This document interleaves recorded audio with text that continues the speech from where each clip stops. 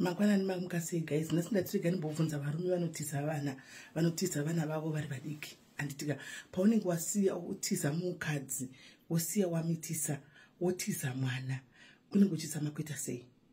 It takes two to tango. Pamunenge uchiita usina condom kana kuti pasina protection, uchitoziva kuti results anobudapo panobuda mwana, panogona kubuda mwana, then woita mwana, munoita nhumbu, wobva watiza kuti nhumbu haisi yangu, unenge uchirevei? Unenge uchirevei? Apa hauna kutesta, hauna kuenda kwaMugabe woti mwana asi wangu, unenge uchirevei? VaMugabe variko, kana waona kuti mwana uri kufungidza kuti mwana asi wako, kuwadi kuenda kwaMugabe, munovashuwa. Maybe une reasons kuti mwana asi wangu, but tiendeka kwaMugabe munoveshuwa kuti zvechokwadi mwana asi wangu. Kune vana vakawanda vari kukura vane bitterness, kune vana vakawanda vari kukura vane hatred, kune vana vakawanda vari kukura vari kubuta mbavha, vari kuita mondi nekuda kwokuti there was no father figure in their lives. Baba vacho vanga varipo, vanga vari vapenyu, but baba vakaramba, vakatiza iri nhumbu vakaenda. Mwana nhasi anotsvaga mutupo wake, mwana nhasi ari kutambura nemaproblems mukati muupenyu hwake, ari kutsvaga zvinonga zvisi kundifambira kwese kwaanotenderera achienda, kungave kunga kunga kumaprofita nguva kupi, kunonzi ndinotsvaga dzinza rako. Dzinza rako anoriwana sei?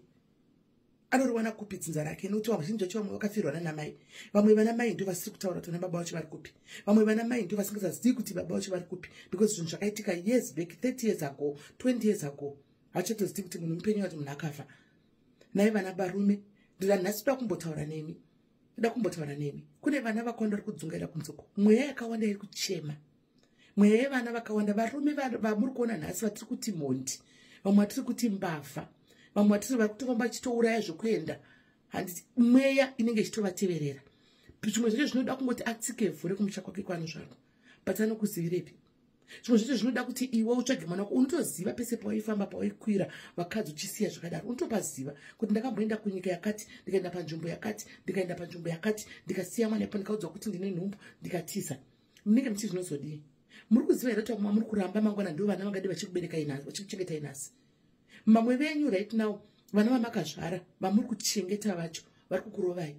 Vamwe vacho vazara madrugs, vamwe vacho iko zvinezvidzi atoriwo futi vazere majeri right now, because wakatiza pamwe akanga achifungwa kubetsera kuchengeta nhasi. Ukatora mumwe ukati ava ndo vandochengeta, nhasi vari kuitira machiripiti. Dzokerai munotsvaga vana venyu pamakasiya. Kana muchinge mamitsa take responsibility, hazvina kunzi danana namai, rudo runopera muvanhu.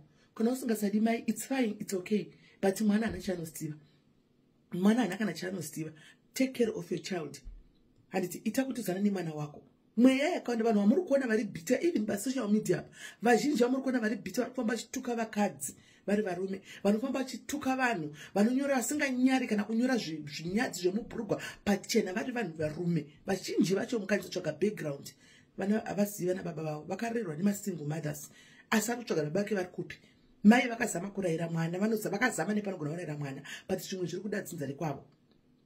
Dzinza rekwavo rinowanikwepi? Baba vakavaleka, vakasiya vadzvara seed, vakatiza vakaenda.